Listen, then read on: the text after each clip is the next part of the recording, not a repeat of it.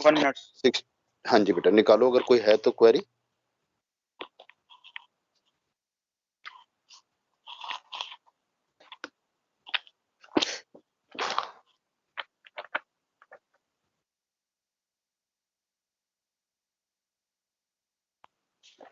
Sir एक बार question number 5 discuss कर लो।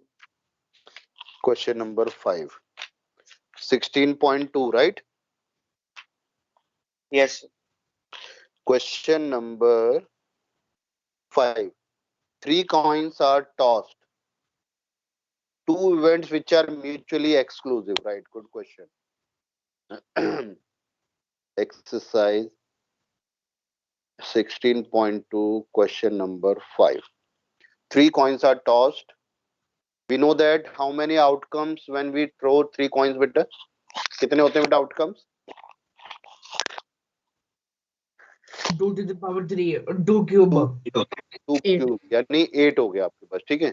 Now we have to make 2 events which are mutually exclusive. Exclusive का मतलब दोनों में कुछ कॉमन नहीं आना चाहिए, राइट? सो फर्स्ट इवेंट बेटा, क्वेश्चन नंबर 1 के लिए, question number 1, event 1 is event 1 हो गया एग्जैक्टली 1 हेड, एग्जैक्टली 1 हेड बेटा। तो out when we throw 3 coins, तो एग्जैक्टली 1 हेड के कौन कौन से आउटकम होंगे बेटा? H T T, T H T and T T H, right? Second event E2 मैंने लिखा एग्जैक्टली 1 टेल। अब यहां लेते हैं, इसके आउटकम्स हो गए H H T, H T H, T H H. Now see E1 intersection E2 is 5 हो गया बेटा। तो it means we have taken 2 event which are mutually exclusive. तो आपको एक्सक्लूसिव है तो एक्सक्लूसिव की डेफिनेशन पता होनी चाहिए कि दोनों इवेंट में कोई भी कॉमन नहीं आना चाहिए। इस तरीके से आपको बनानी है। तो ये कुछ भी हो सकता है। देखो मैंने E1 E2 ये बनाया है, आप कुछ और बनाओगे तो मैं उसको कैसे चेक करूंगा? जो आपने बनाया है उसके इवेंट लिखूंगा, पहले सैंपल पॉइंट लिखूंगा। अगर इनमें से कुछ कॉमन आ रहा है इसका मतलब आपने रॉन्ग बनाया है, मैं आपके नंबर काट दूंगा उसमें, बस ये है। तो आपके इसमें अलावा और कुछ आप लिख सकते हो।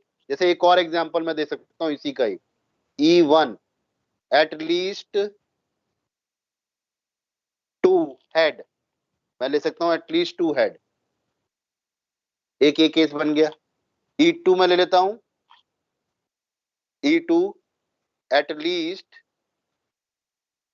2 टेल, ये भी हो गया। लो, इन दोनों में आपको कुछ भी कॉमन नहीं मिलेगा, ठीक है ना? ऐसी इवेंट बना लोगे आप। At least 3 head and at least 3 tails भी कर सकते हैं। हाँ, कुछ भी, बिल्कुल। तो इसी तरीके से सेकंड पार्ट लेते हैं इसका। देखो सेकंड पार्ट में क्या बोल रहा है, 3 events which are mutually exclusive and exhaustive. इसमें सेकंड पार्ट को इंपॉर्टेंट मार्क कर लो। मुझे 3 इवेंट बनाने हैं जो म्यूचुअली एक्सक्लूसिव होने चाहिए, यानी कि तीनों इवेंट में कुछ भी कॉमन नहीं होना चाहिए। नॉट इक्वल टू 5, नहीं सॉरी, इक्वल टू 5 एक्सक्लूसिव के लिए। E2 intersection E3 equal to 5, E1 intersection E3 equal to 5। And second condition exhaustive भी बोला है, E1 union E2 union E3 equal to sample space होना चाहिए, ठीक है? तो इसके लिए इस केस में एग्जाम्पल नंबर 8 मैंने डिस्कस किया था कल, आप एग्जैक्टली वही इवेंट लिख सकते हो, पहला आंसर। दूसरा, इसके अलावा आप जो बनाना चाहो, जैसे मेरे दिमाग में आता है E1 getting at most 1 head, एक मैंने ये ले लिया E2। और क्या बना सकता हूं, exactly getting exactly 2 head, E3 ले लिया मैंने, एग्जैक्टली 3 हेड, एग्जैक्टली 3 हेड। देखो बेटा, एग्जैक्टली 3 हेड वाला एक आउटकम है, एग्जैक्टली 2 हेड वाले 2 आउटकम है, ठीक है। एग्जैक्टली 2 हेड वाले 3 आउटकम है, सॉरी 3 आउटकम। और एट मोस्ट 1 हेड का मतलब 1 हेड वाले और 0 हेड वाले इसके अंदर आ गए। तो 0 हेड वाला ट्रिपल टी है, एग्जैक्टली 1 हेड वाले मेरे पास 3 है, तो 3 and 1 4। तो इन चारों का यूनियन करोगे आप तो आपके टोटल 8 का आउटकम्स हो गए, और इंटरसेक्शन करोगे तो कुछ भी कॉमन नहीं होगा, क्योंकि इसमें कुछ और है, इसमें कुछ और है, इसमें कुछ और है, ठीक है। तो एक तो एग्जाम्पल 8 आपका एग्जैक्टली जो तीनों इवेंट है उसमें वो आप ले सकते हो, और मैंने एक ये 3 दे दिया, तो सेकंड पार्ट का ये आंसर हो गया। इज दिस क्लियर और नॉट बेटा? ये क्लियर है बेटा सेकंड पार्ट? इसमें ये इंपॉर्टेंट है सेकंड पार्ट वाला, आपको दिखेगा 12th के बोर्ड के एग्जाम में भी दिखेगा, ये इसी से रिलेटेड कॉन्सेप्ट आपको Yes, बहुत sir, दिखेंगे। clear. थर्ड देखो, two Yes, event sir. Which are not mutually exclusive. Third part is two event which are not mutually exclusive. It means E1 और E2 में आपका कुछ ना कुछ कॉमन आना चाहिए, कुछ ना कुछ कॉमन आना चाहिए, नॉट बोला इन्होंने। कुछ भी बना दो जिसमें दोनों में आते हैं, एग्जैक्टली 2 हेड और एटलीस्ट 2 हेड बना दो, दोनों में आएगा कॉमन। या फिर सर at most 2 heads. हाँ, ये भी बना सकते हो, बिल्कुल करेक्ट है। आपको बस माइंड में रखना है कि दोनों में कुछ कॉमन आना चाहिए, ठीक है। फिर आ जाओ इसका fourth part, two events which are mutually exclusive.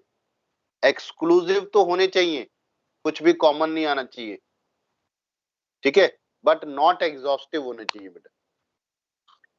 देखो इसी को चेंज कर देते हैं, मैंने यहाँ पे एट मोस्ट लिखा है। उसमें करने होगा कि सर हम E1 union E2 is not equal to sample space है। हाँ जी, अगर एग्जॉस्टिव करना है, E1 union E2 union E3 should not equal to sample space.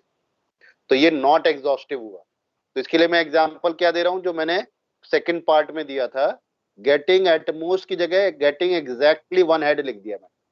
तो 1 हेड वाले 3 केस आएंगे आपके, तो 3 + 3 + 1 7, और सैंपल स्पेस में 8 आउटकम होते हैं, यानी एक आउटकम आपका कम है, तो it is not equal to sample space, so it is not exhaustive. But all these 3 are exclusive, because इसके अंदर और इसके अंदर कुछ कॉमन नहीं है, सेकेंड एंड थर्ड में कुछ कॉमन नहीं है, थर्ड एंड 1 में कुछ कॉमन नहीं, ठीक है बेटा। तो मैंने इसी इवेंट में एटमोस्ट की जगह एग्जैक्टली कर दिया, हो गया मेरा क्वेश्चन ये भी। Now fifth question is 3 event which are mutually exclusive but not exam. अच्छा, इसमें ये मैंने फिफ्थ का एग्जांपल दे दिया बेटा, सॉरी, ये फिफ्थ पार्ट का एग्जांपल दे दिया, क्योंकि फोर्थ पार्ट में 2 इवेंट पूछे हैं, तो 2 इवेंट तो कोई भी बना लो बेटा, ये 2 ले लो बस, पहला और दूसरा ले लो, खत्म हो गया। इसी एग्जाम्पल का फर्स्ट एंड सेकंड ले लोगे तो फोर्थ पार्ट हो गया, और ये तीनों ले लोगे तो फिफ्थ पार्ट हो गया। क्लियर बेटा? क्वेश्चन नंबर 5 इज क्लियर और नॉट बेटा? Yes. और कोई क्वेश्चन बेटा इसमें डिस्कस करना चाहते हो? Any other question you want No, to sir. Discuss बेटा? चलें फिर आगे चले बेटा। Yes, sir. चलिए, अब हम प्रोबेबिलिटी कॉन्सेप्ट पे आते हैं, बेसिक जो प्रोबेबिलिटी कॉन्सेप्ट है। अभी तक हम सैंपल स्पेस और इवेंट पढ़ रहे थे। Now the next concept is probability. Probability हमने बताया था, जो डेफिनेशन है वो यही है, favourable divide by possible, favourable outcomes divided by possible outcomes. This is the definition.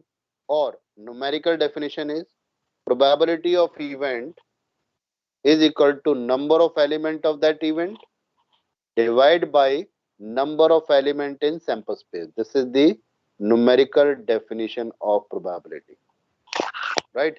Now the first condition, probability of any event is always lying between 0 or 1. 0 भी हो सकती है, 1 भी हो सकती है। Probability of any event cannot be negative. Probability of any event cannot be more than 1. ठीक है, जो बेसिक्स है वो याद रखना है. प्रोबेबिलिटी किसी इवेंट की एग्जैक्टली 0 हो सकती है, 1 हो सकती है. ठीक है, नॉट पॉसिबल और 100% श्योर. इम्पॉसिबल इवेंट और श्योर इवेंट, राइट. ये दोनों चीज या फिर इन दोनों के बीच में लाई करेगी.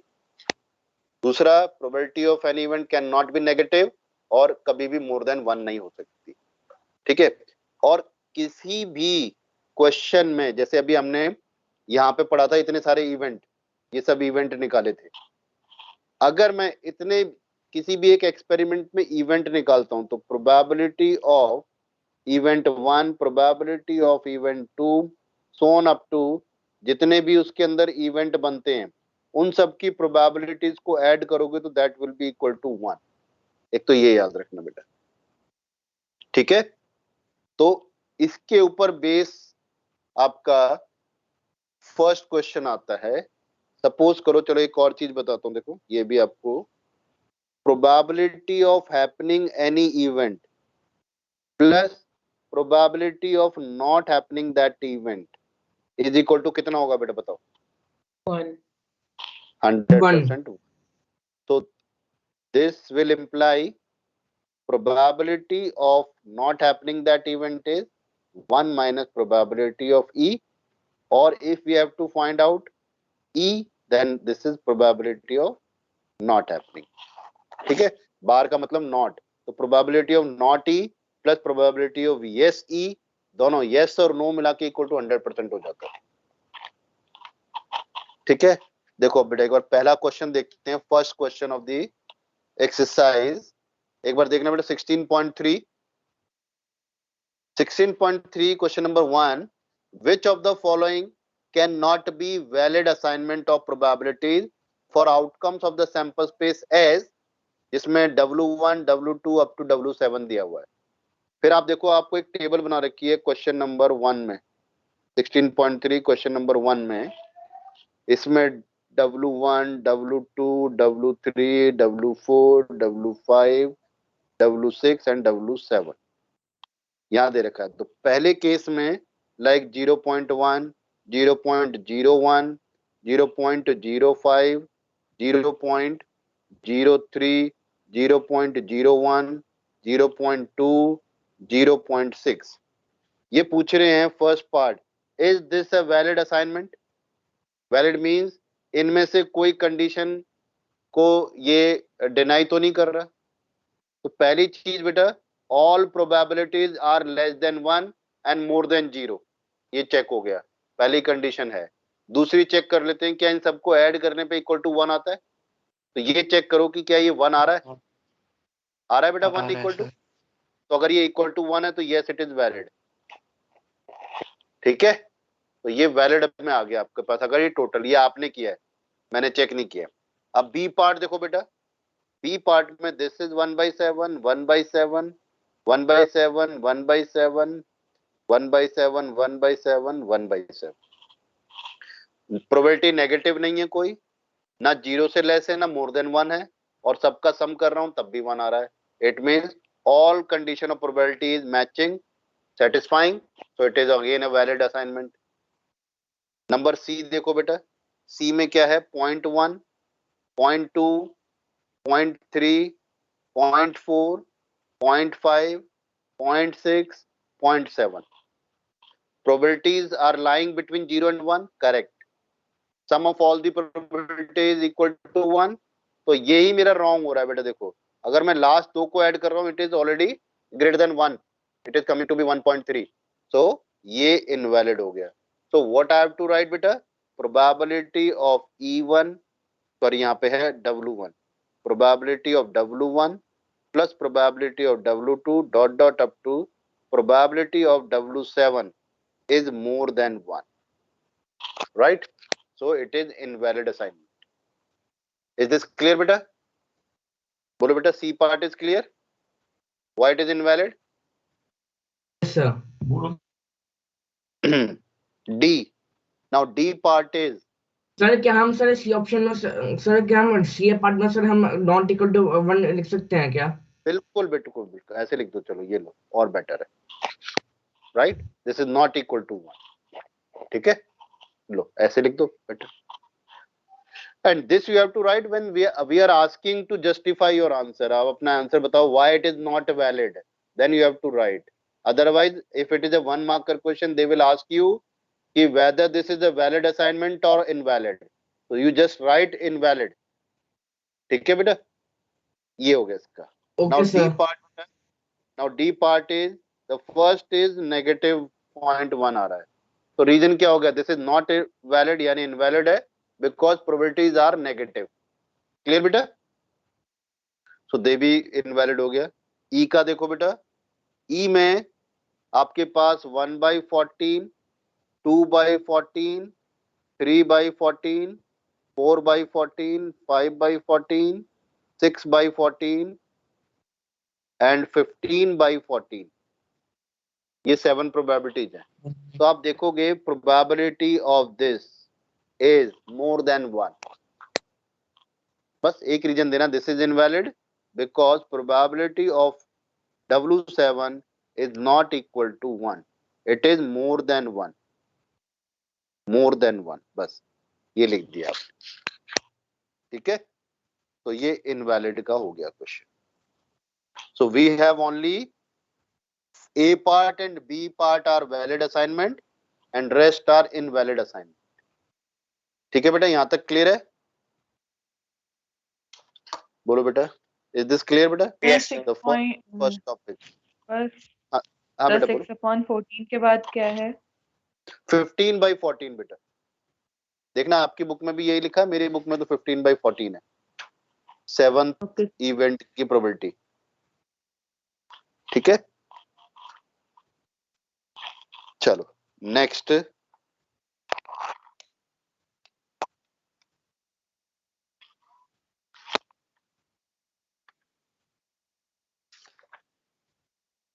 नेक्स्ट आपके पास प्रोबेबिलिटीज हैं.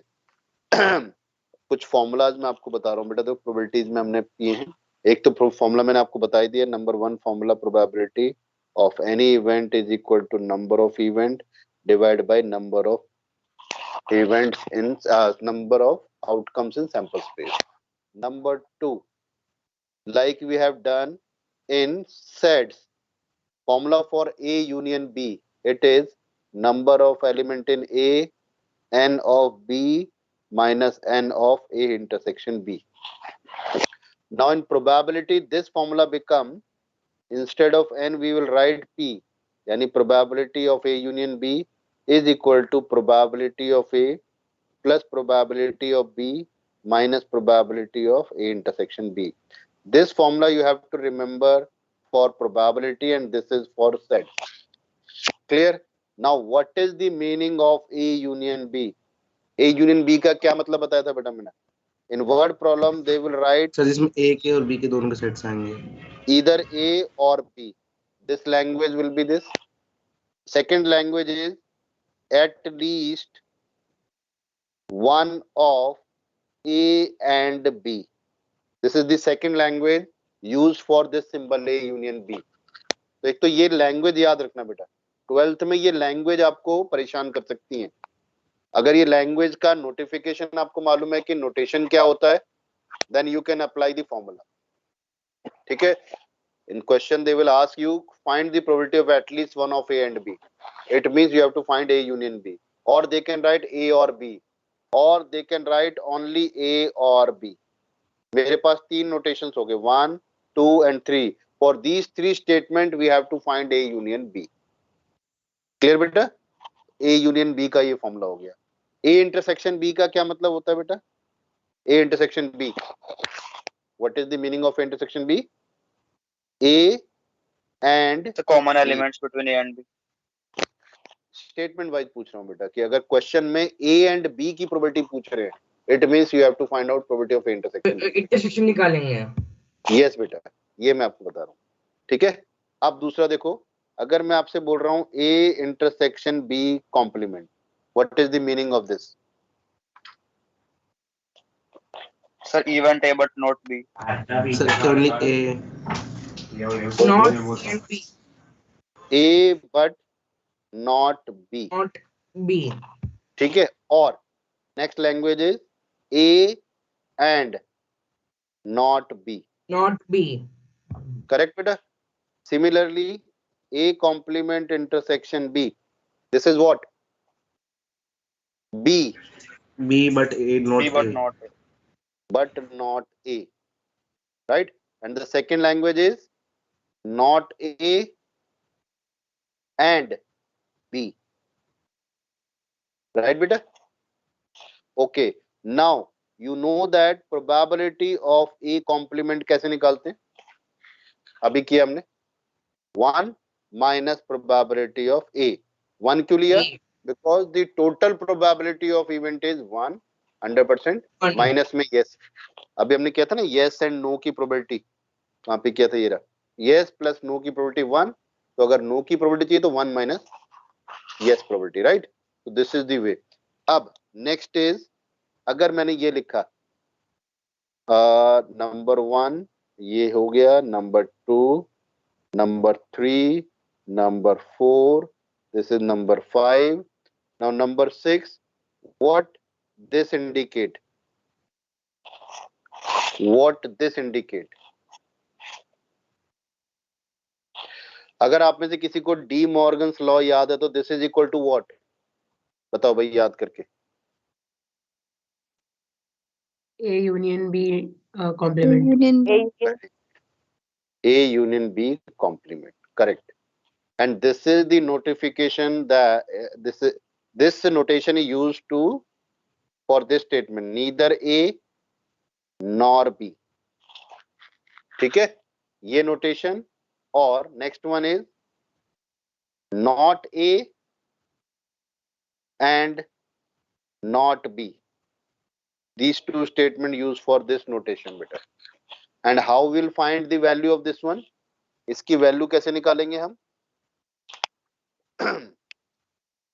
फॉर दिस, अगर मुझे ये वैल्यू निकालनी है, probability of A complement intersection B complement, you applied a formula for this, De Morgan's law, A union B complement, and we know that probability of A complement is 1 minus probability of this one। If we have to find out the probability of this, we have to use this formula beta। 1 में से union का formula minus कर, union formula I have already given you, ठीक है बेटा। तो इस तरीके से आपके पास बेसिकली आपको ये चीजें दिमाग में होनी चाहिए कि जब मेरे से ये चीजें पूछी जा रही तो मुझे निकालना क्या है।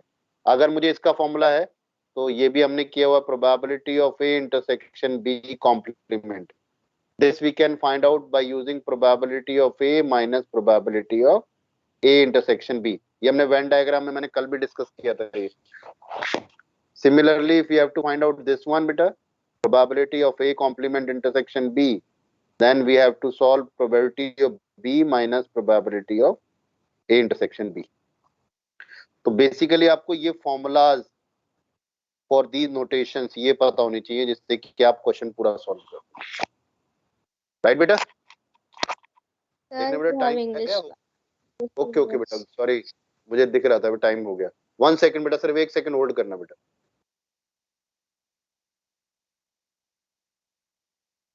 Okay now you may leave. हाँ बेटा बोलो।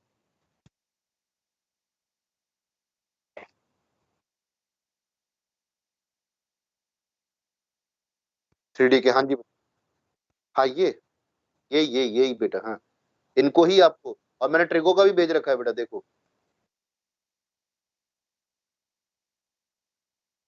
अच्छा अच्छा वो मैं से मिस हो गया होगा, दूसरी क्लास में आपने भेज दिया। परमुटेशन का भेजा, लीनियर का लीनियर का रह, चलो कोई बात नहीं, मैं लीनियर का भी भेज दूंगा, अदरवाइज जो रह गया उससे मैं रिवीजन में करा लूंगा बेटा, ठीक है, रिवीजन जब कराऊंगा तब।